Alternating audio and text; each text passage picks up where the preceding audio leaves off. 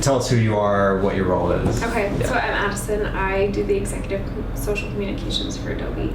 My role is primarily taking care of our executives online. We use Everyone Social as a tool to promote their content and manage their platforms.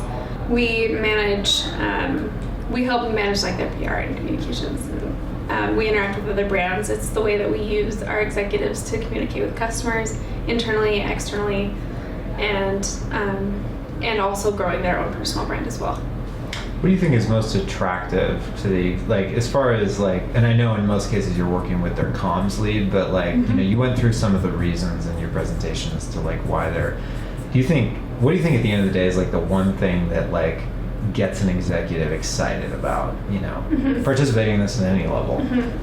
So the benefit of, you know, social media in general is that it gives you an opportunity to speak globally to a large range of people. To them, the most exciting aspect is that they're not only speaking to those, but they're seen as a leader, a thought leader, or an expert in their field to these people, not just customers, not just internal and external Adobe employees, but also as experts. So building their personal brand is that's their gotcha moment. They usually come around as soon as they realize that we have the potential to help them produce content and to speak online as though they are professionals in what they do. Build their networks, I assume. Build their network. I thought it was interesting that you thought about both. I mean, clearly when you're sharing something, you're speaking externally because, you know, it's outside of Adobe. It's Right. on LinkedIn or Twitter. Right. But that some of the executives have a lot of employee followers as well. How did you guys figure that out? Did you do like an audit of their networks? Yeah, so not necessarily an audit. We've actually been using the Everyone Social tool in different aspects of which content pieces are resonating the most to determine kind of on a base level how much of a following they have. So there are certain executives who post a lot of content about artificial intelligence, for example. That gets the most, even if it's Forbes, Harvard Business Review, things like that. That gets the most. If that gets more attention, then we kind of have created this algorithm that states that they have more outside external viewers. If it's Adobe-centric news from different executives posting, or if it's, you know, company news, acquisitions, highlights of company things going on, if that's getting more favor for those executives, then we can usually figure that their internal network is what's driving. Got it. So like engagement around Adobe related stuff. Right. You're kind of correlating that with like, okay, those are probably employees. That makes sense. Let's see. What do you think? How do you tie? I know you walked through some of this in your presentation, but like the exec program as a whole. Obviously, there's the benefits to the execs themselves, building their brand and their network and whatnot. Right. Like, how do you think about the value, or how does your team think about the value to Adobe? Yeah. So the value that they're bringing to Adobe, we see it as, if they're considered experts in their field, or if they're considerably well liked on social media or engaged with, that's contributing to the brand even in a subtle way.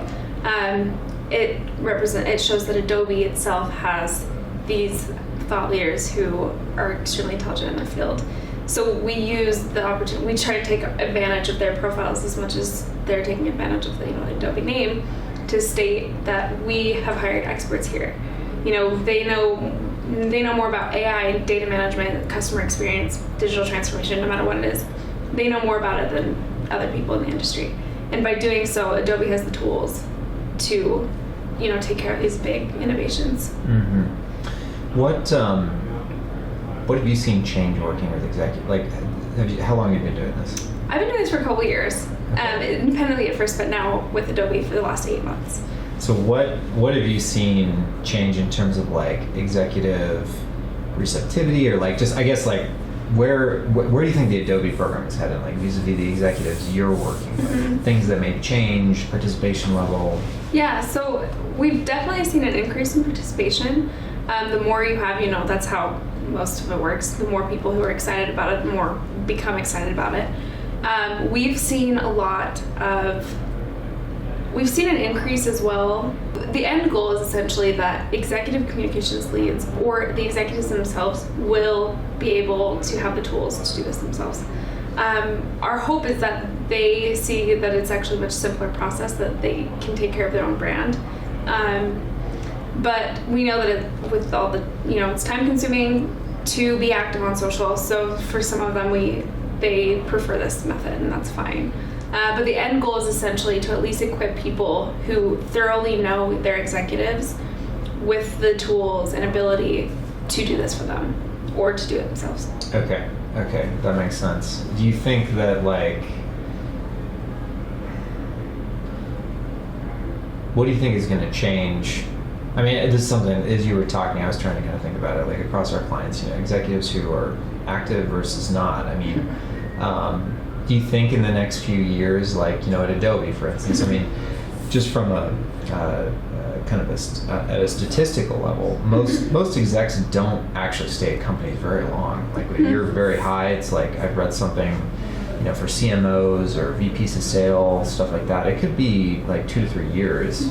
Do you think in 2 to 3 years, 5 years, something like that at Adobe, every exec would potentially be owning all of their own social, or is there always going to be, some level of kind of collaboration and support from other teams? I would hope that if an executive were to move on, that they would at least remember, value what had been going for them originally, and that they would take advantage of that in their next role or themselves. That's kind of the goal, and we have seen a lot of people with such great response. They love this aspect of our company. They love that they have the opportunity to do that. So I think if they were to move on, for example, somebody were to switch roles, move to a different company, they would hopefully at least acknowledge the value that it's given them.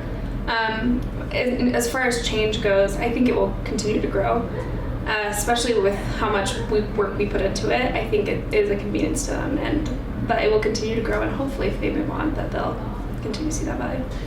Are you guys involved with any internal post stuff, or is it purely external social, or is there I don't know, at Adobe, if it's an intranet or Slack or whatever other channels there might be available to internal employees? Do you ever do anything on an internal basis? Well, so we have an Adobe blog. Is that what you're mentioning? Is that kind of? I guess just how an executive would message on an internal basis just to employees. So I don't believe we do, unless there's some corporate that I'm not aware of, some corporate internet. But we don't. We have an Adobe blog that I think they have a personal aspect to it as well. I'm not 100% positive that private messaging, but we just share. That's where all of our executives post their bylines.